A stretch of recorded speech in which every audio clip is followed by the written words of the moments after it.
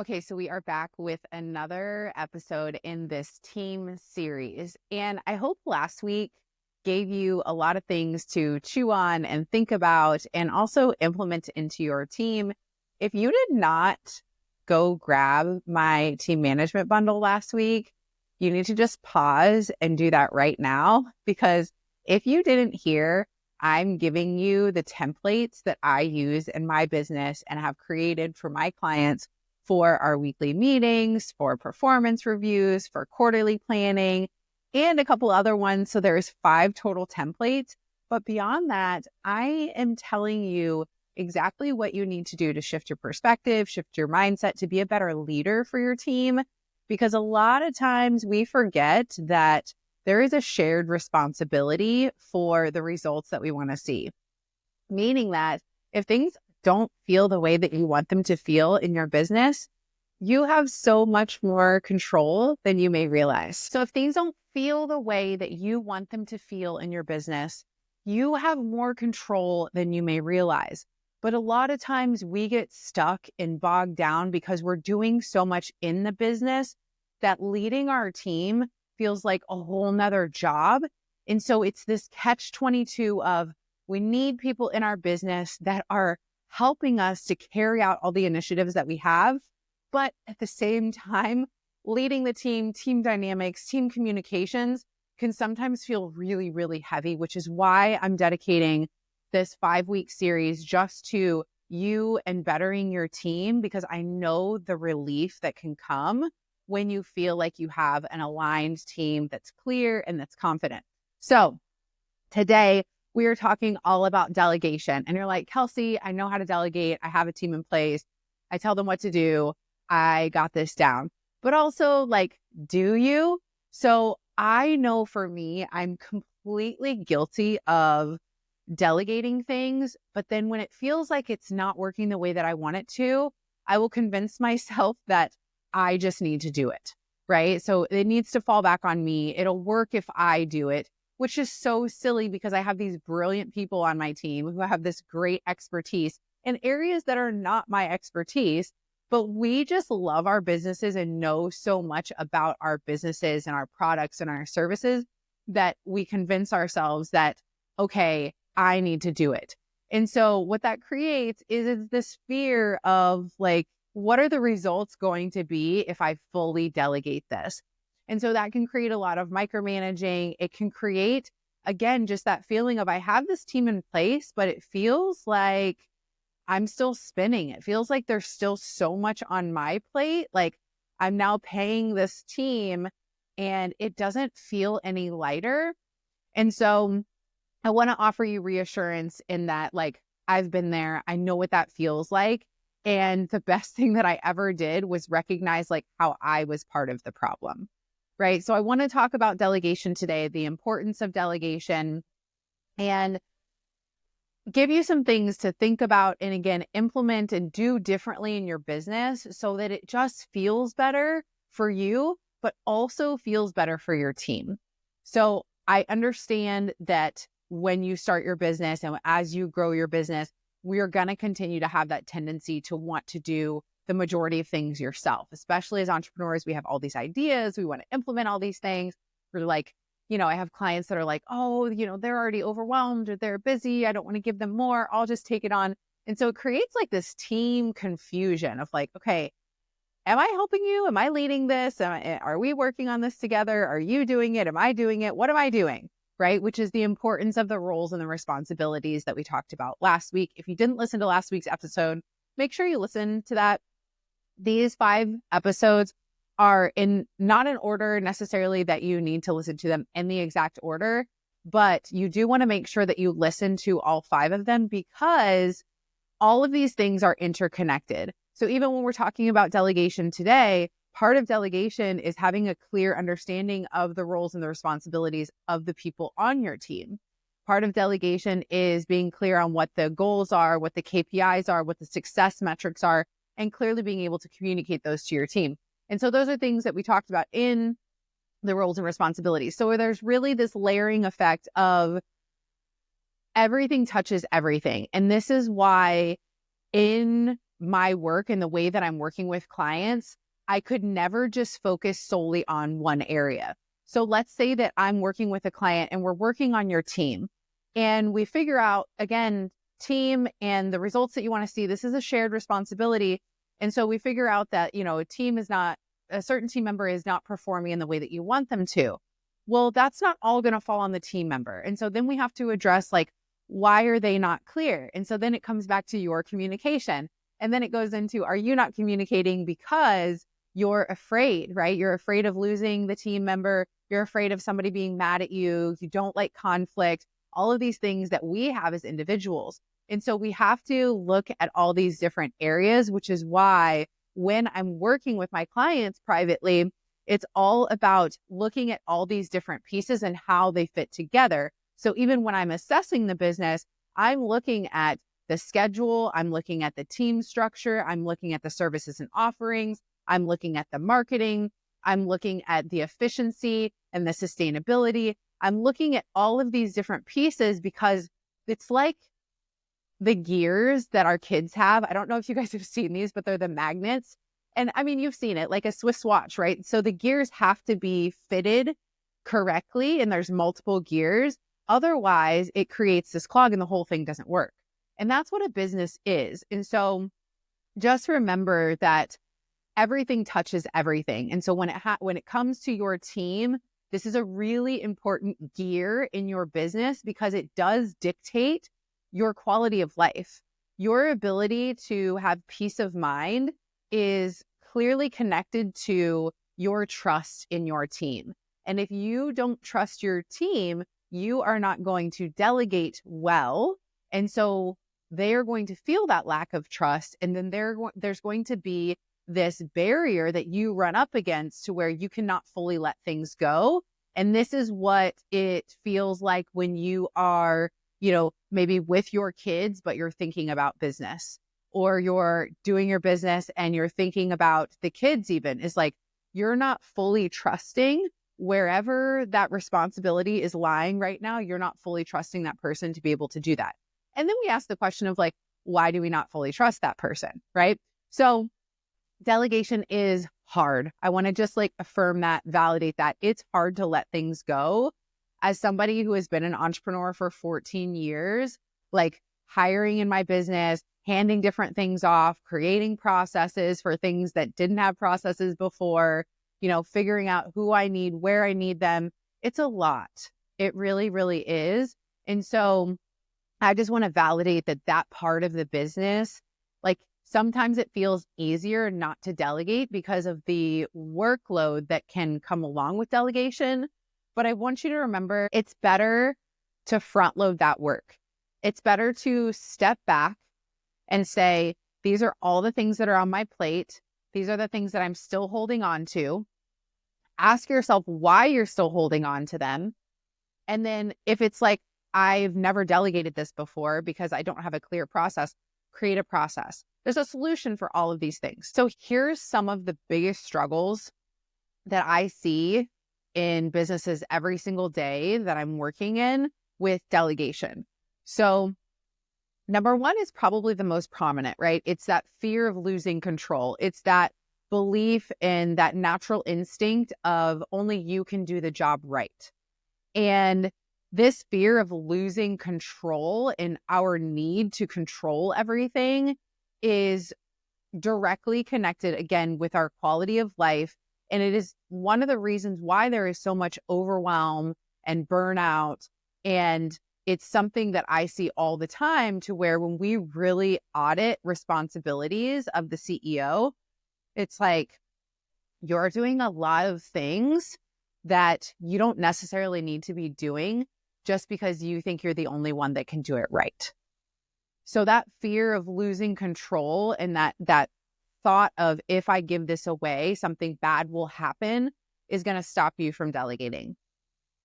Your perfectionism and your second guessing and your lack of trust is going to stop you from delegating. It's that feeling of, when you create things, processes, and delegate something out, it's sometimes they're not going to look exactly how you would do it. And instead of conversating about that, communicating, offering feedback, creating different processes that are more aligned, there's micromanaging. And so that micromanaging makes you feel like you have to redo everything, which completely defeats the purpose of delegating. And this is something that I think I had to work so deeply and will always be a work in progress for me, because when we take our work so seriously and when we love what we do, and when every piece of content that we put out and every word that we say matters, it's very difficult to not want to control all of that. It's very difficult to not let perfectionism creep in. And what I've noticed is that people always understand that you're a human. And even when we've sent out, I'm sure that all of you have done this at some point, an email with an error, or, you use the email and you insert the first name and somebody forgot to insert the automation that actually adds the first name. So it says first name. Like, we've done some crazy shit that I'm like, oh my God, that's so embarrassing. But at the end of the day, it didn't necessarily affect the bottom line. And so I think it's important for us to remember, like, we have to allow and have expectations for mistakes.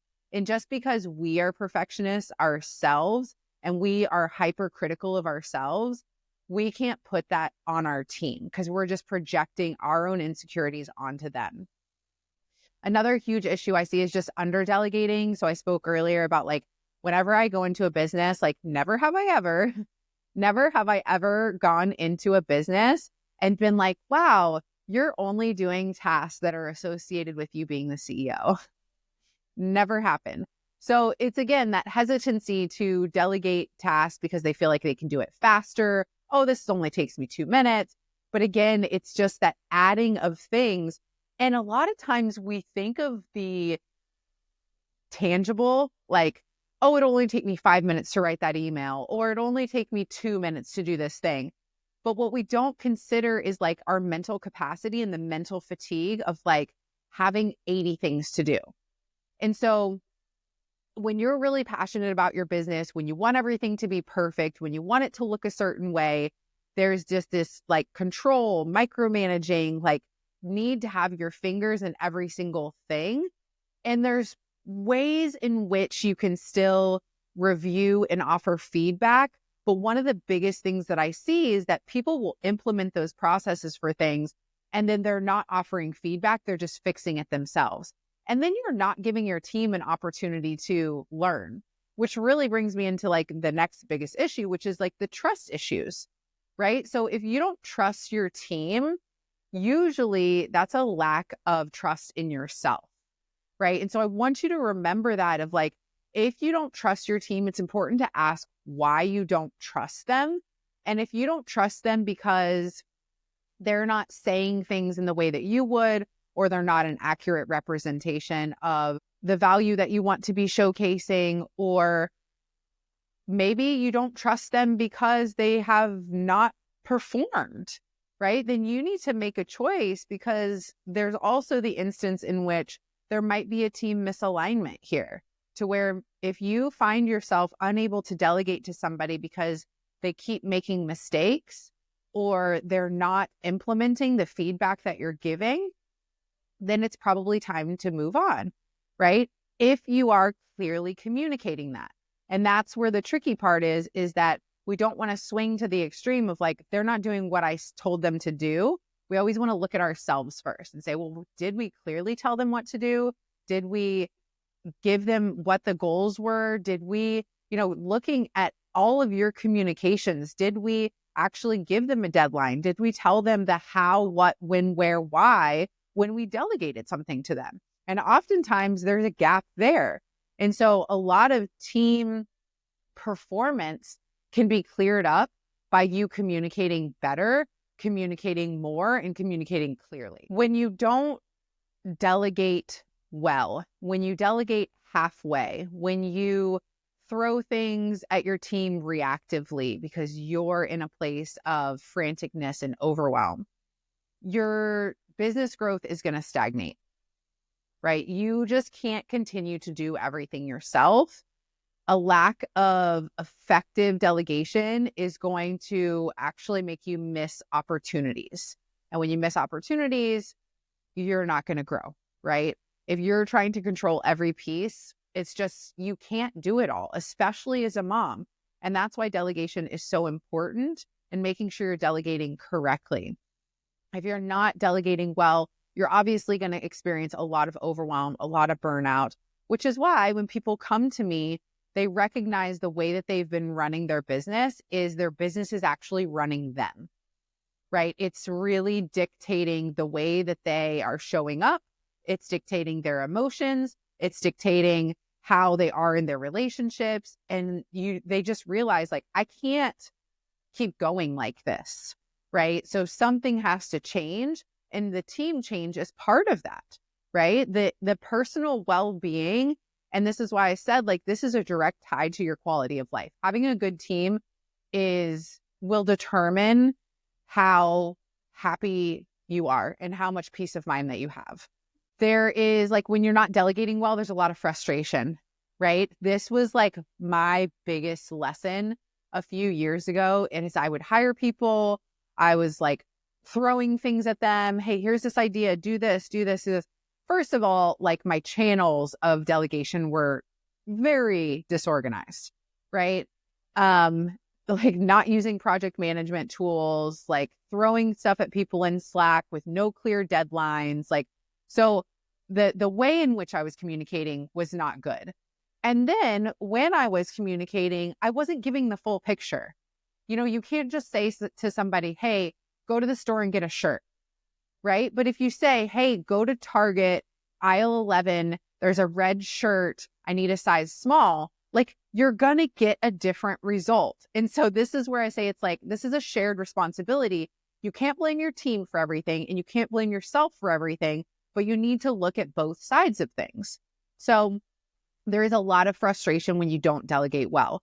And at the end of the day, when everything falls on your shoulders, it's really hard to focus on the bigger picture. It's really hard to have clarity on where you're going when you're bogged down by the other stuff. And this is like the roller coaster feeling of like, okay, I want to do this. I don't have time to think about what the big picture is. So when I don't know what the big picture is and what the goals are and where we're going, then I can't clearly communicate that to my team. And it's like this never ending cycle that so many people get stuck in. And when we delegate well, it frees that up, right? To where if you were to set the boundary of, I'm only going to do these CEO associated tasks for my industry, for my business, it looks like this, and everything else has to be let go. And those things that you let go, you have clear metrics of what it looks like when those initiatives are successful, and you're measuring those metrics and you're paying attention to those metrics, and you're working as a team to, when they're not performing, to get them to perform. That's a different feeling that comes. So if we want to delegate confidently, there's a few things that we need to do, right? First, we have to like really start small and build trust. We want to build that trust by giving things away, even if it's like making us like hot and heavy and like shake a little bit in our boots. But we want to make sure that when we are delegating, we're starting small, we're handing things off that may feel a little bit scary, but we're being really clear with what our expectations are. We're being really clear with like what it needs to look like, when the delivery is, all of the things that are associated with the thing that we're handing off. We're setting up clear processes. We're giving them, verbal instruction, visual instruction, goals, metrics, like all the associated pieces. And this is like proactive delegation versus reactive delegation. So we have to start small. We have to look at what our tasks are. We have to be willing to create whatever is necessary so that they have all the pieces to do the task or the job well. And then we have to let go of perfectionism. We have to realize that our control is in how we delegate and how clear we are in our feedback. So we can, start to delegate things, be clear when you're delegating them of what it needs to look like, be clear and give feedback of, if the performance is not meeting expectations, because a lot of times we hand things off, but we don't give expectations, right? So if you start a new project or release a new initiative, that should come with, okay, here's the goals, here's the success metrics. This is what it looks like when we're doing this well. When people have that clear picture, then it's like there's more autonomy, right? So there's less leaning on you, there's less responsibility on you. And so make sure that you're letting go of the perfectionism, and it'll be easier to let go when you put those tactical pieces in place of how you're delegating and all the pieces of what it looks like when you're delegating and the information that you're giving them of what it looks like when they're succeeding and those expectations. You got to trust in your team. You can have regular check-ins, make sure you're using project management tools, give them feedback on how they can do better, and give them open space to just communicate. We have an open communication policy where I expect my team to bring me ideas or problems or things that they're seeing or things that need to be better. And remember that, like, pay attention to where people are really strong and pay attention to where people are falling behind. And, you can rewrite and revise your roles. Like, so many of my clients, I don't know if I've ever had a client that we didn't revise roles where it's like, I love this team member. They're performing really well here. They're not doing so well here. And it's like, is that a strength or a skills problem? Is it, evaluating where that problem is coming from and just knowing that, like, you don't necessarily have to fire your whole team, right? It's more just like, are they in the right role based upon what their strengths and their skill set is? So paying attention to that too. When you do these things, you get instant relief. It is directly attached to that quality of life, the flexibility, the freedom that you want. And not only is it better for you, but then your team retention is better because they feel like you have confidence in them. They feel like you have trust in them. So there's work-life balance that you get. You trust in your team. They feel appreciated. They feel confident in what they're doing and how they're doing it and what the expectations are. And so this is why it's so important for you to delegate well and delegate better. I want you to think about just one task that maybe you've been hesitant to delegate. Look at that task. Think about, what would I have to do to delegate this? What processes, what procedures, what sort of visuals would need to be set up in order to delegate that? Who do I have that would be a strong fit on my team? And then just start following that process and evaluate where, if there's frustration in your business, evaluate where that's coming from. And if you've been clear in your expectations and in the tactical pieces that go along with the tasks that they're supposed to be doing. So your life will change when you delegate better. I hope this has been helpful. I hope this helps you to take back control of your business. Again, if you have not already downloaded the all-in-one team management bundle, I want you to get those practical tools so you can delegate and just feel confident and make your team feel confident. So that link will be in the show notes for you to grab that for free. Again, that is 5 templates for you to implement in your business, and then 5 private podcast episodes for you to pop in your earbuds that are all 15 minutes or less and give you not only how to implement that tool better, but how to communicate better around that same area. So thanks for listening, guys. I will talk to you next week for another team series.